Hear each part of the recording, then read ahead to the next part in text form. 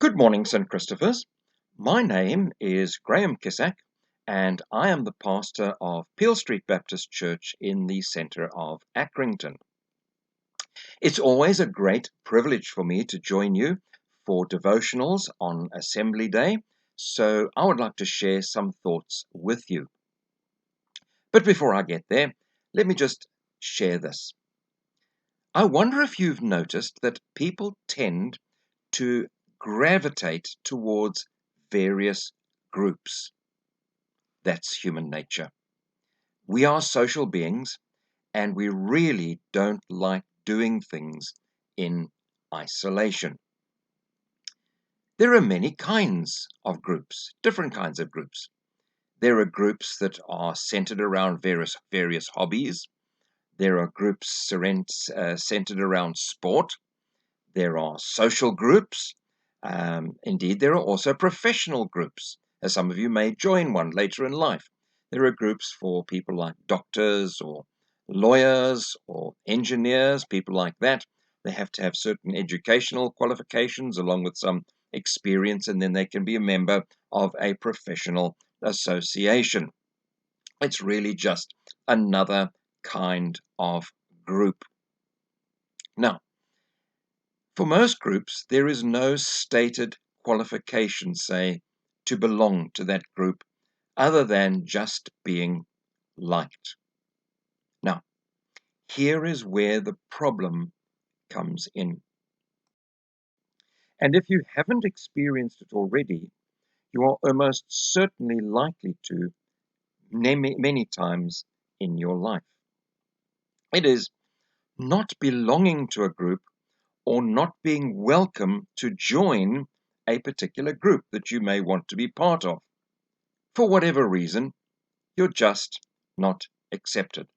No matter how much you try, no matter how nice you try to be, you're just not going to be part of them.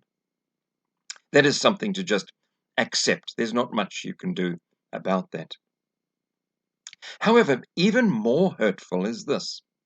You may have been part of, say, a group of friends, and one day you find out that you now just get the cold shoulder from them. Maybe you've been unfriended from a social app.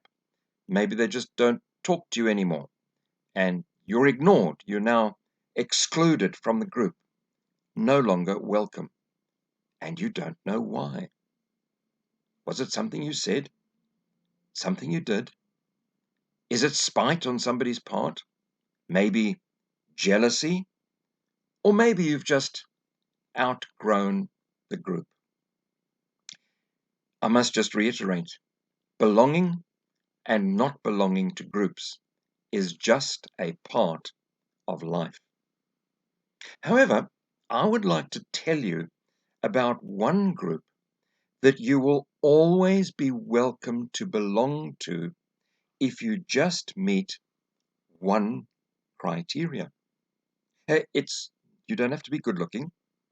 You don't have to have a charming personality. You don't have to be clever or even talented.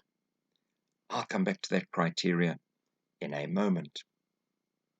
This group is called the family of God. And unlike other groups, which all fade away with time, all dissolve with time, this group will last forever. I spoke about the one criteria required to belong to this group. Here it is. It is to believe on the Lord Jesus Christ. Now, what do we mean when we say believe on the Lord Jesus Christ?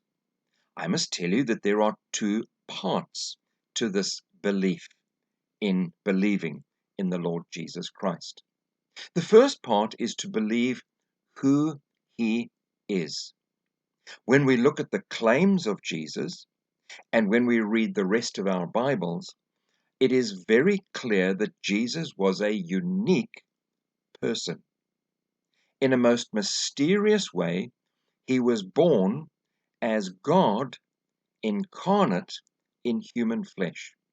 In one person, he was both God and perfect man.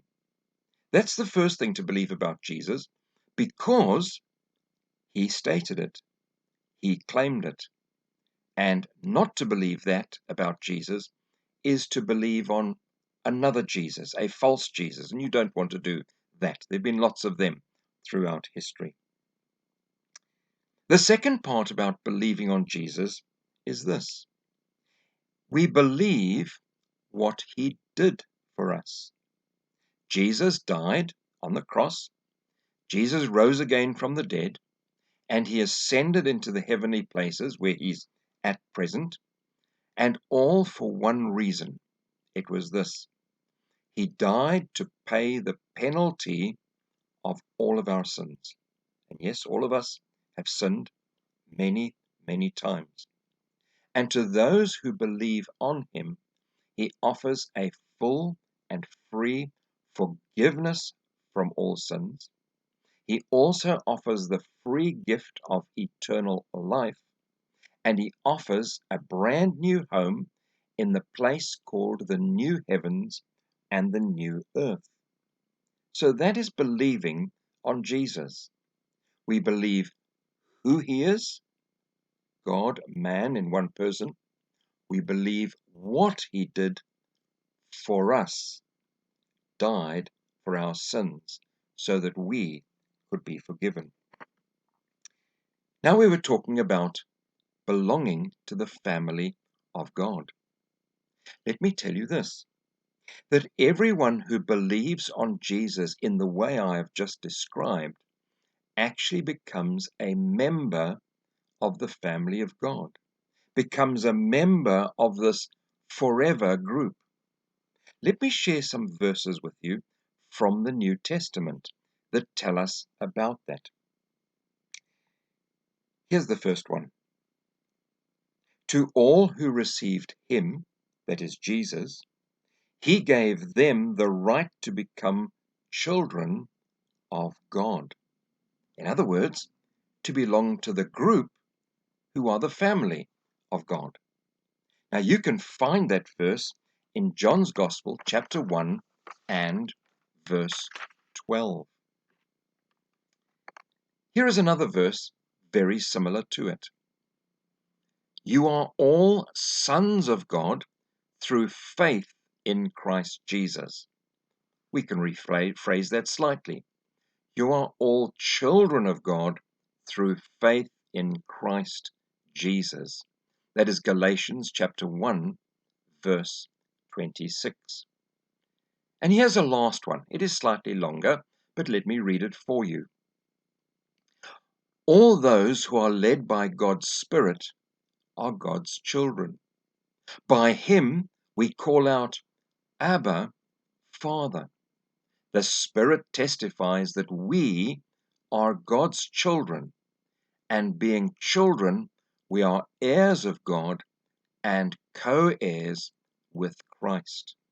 That is in Romans chapter 8, verses 14 to 17. There's one last thing I would like to share with you this morning. It is this: God never changes.